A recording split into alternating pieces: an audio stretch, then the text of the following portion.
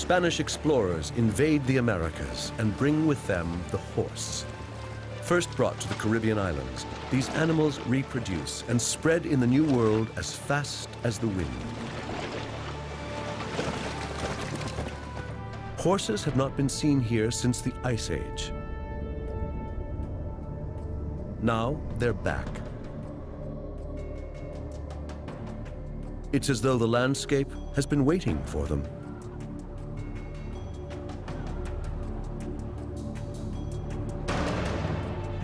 Once ashore, a few horses run wild. A new breed evolves, which soon takes over North America. The Mustang.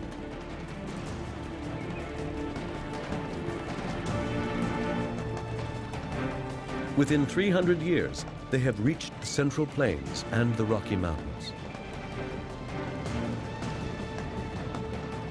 At the end of the 18th century, the Mustang makes it as far as Canada.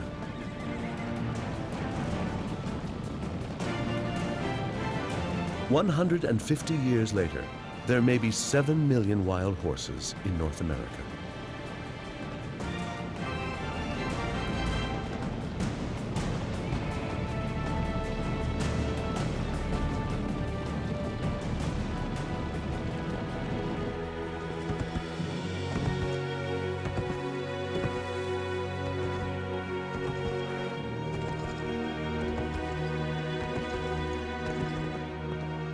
For the nomadic tribes like the Blackfoot, Cheyenne, Sioux, and Comanche in the Central Plains, these wild horses are a blessing.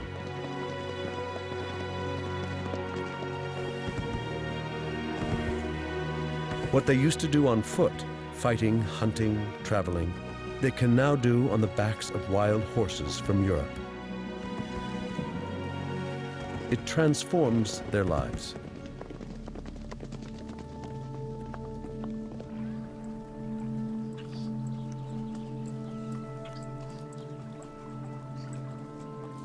This old world animal becomes a symbol of their native culture.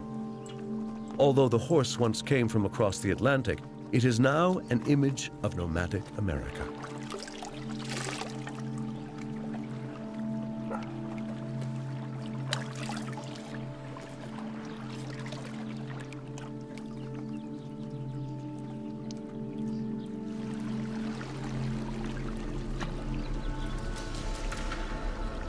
As soon as the conquistadors have conquered South and Central America, one of them heads north.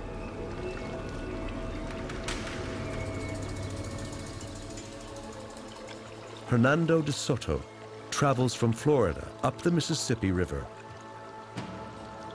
looking for gold.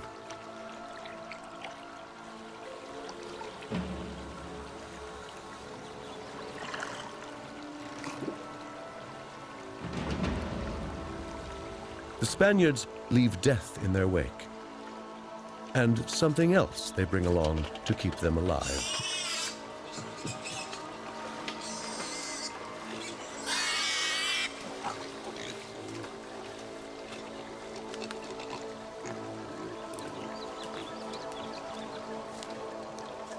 As they journey through unknown jungles, the pigs help them survive. They are a perfect source of food. They don't take up much space in the boats. They look after themselves, and they eat everything they can in this new continent. They're prolific little beasts.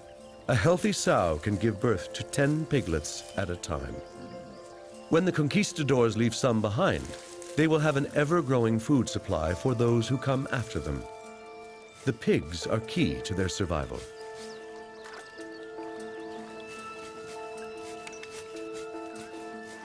But to Native Americans, they're a curse.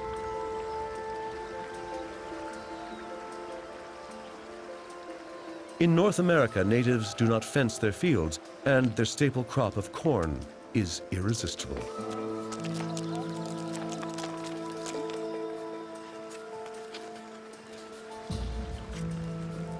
There is no evidence that Native Americans know how to fight this plague of pigs.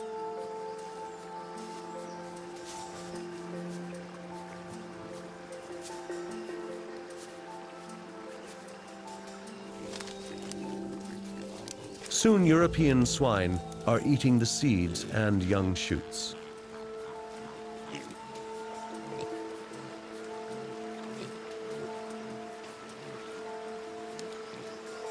Only a few generations after running wild, the animal becomes very different from the typical farm pig.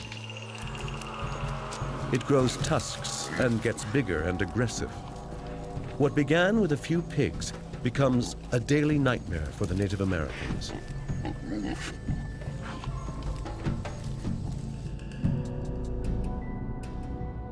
In addition to horses, Columbus brought 8 pigs to America on his second voyage. Within 20 years, there are 30,000 pigs on the island of Cuba alone. They multiply, conquering the Andes, the Amazon, and North America.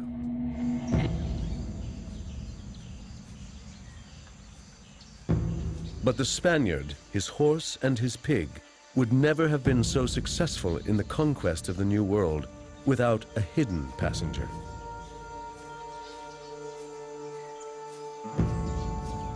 It is when the Old and New Worlds touch that the Native American meets his worst enemy.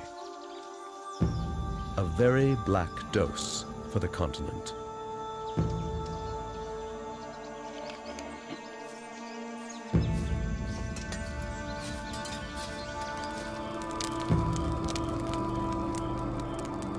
A Spanish missionary reports, an epidemic broke out, a sickness of pustules. Large bumps spread on people. Some were entirely covered, on the face, the head, the chest. They lay in their dwellings and sleeping places, no longer able to move or stir. The pustules caused great desolation. Very many people died of them, and many starved to death. No one took care of others any longer.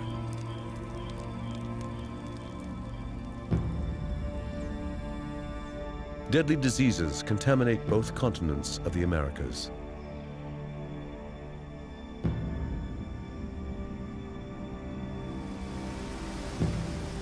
For the natives, writes a chronicler, they are near all dead of the smallpox. So the Lord hath cleared our title to what we possess.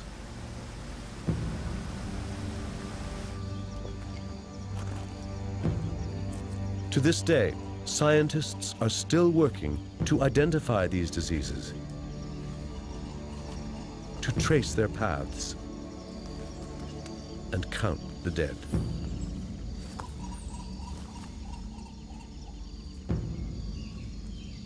Smallpox was accidentally introduced to the Americas in the 16th century.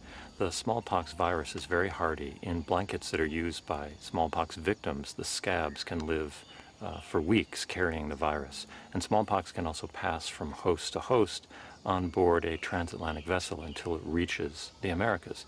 And of course, once smallpox reached the Americas, it was introduced to millions of new hosts, human hosts, who had no acquired immunities to these diseases.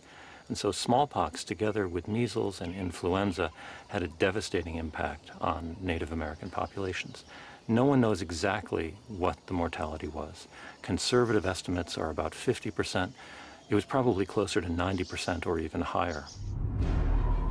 Through trade between native peoples, diseases spread through the whole continent. Many natives die of foreign diseases without ever seeing a European. Microbes move faster than the conquistadors who brought them. Some 50 years after Columbus first sets foot in the Americas, conquistadors and explorers find neither towns nor people. No one stands in their way. Most of the people are dead, and nature reclaims the land. Everything that they now find is pure wilderness, a Garden of Eden without humans.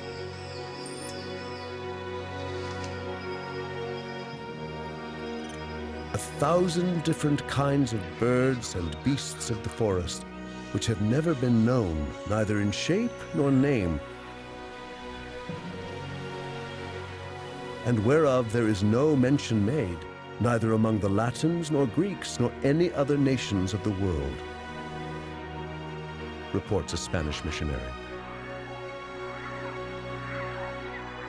It may be God hath made a new creation of beast.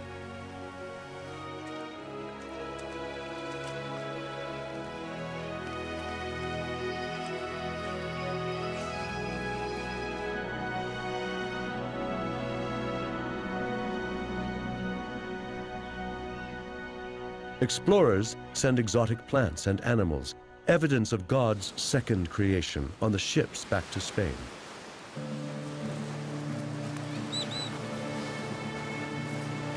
Hombres, cargad.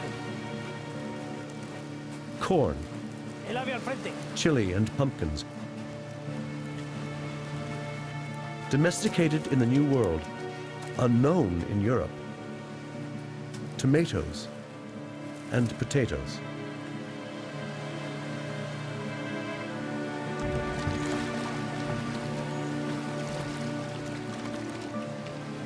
But there is an unwelcome passenger on board, an unintentional gift from the natives.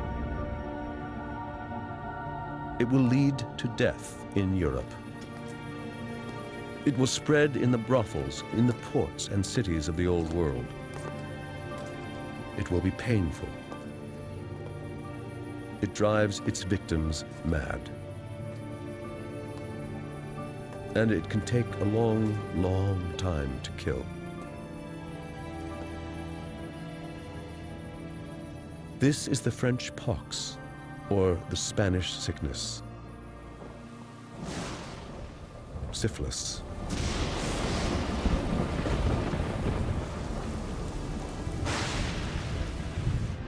Europeans have no idea that this disease came from America, where more and more are aching to go.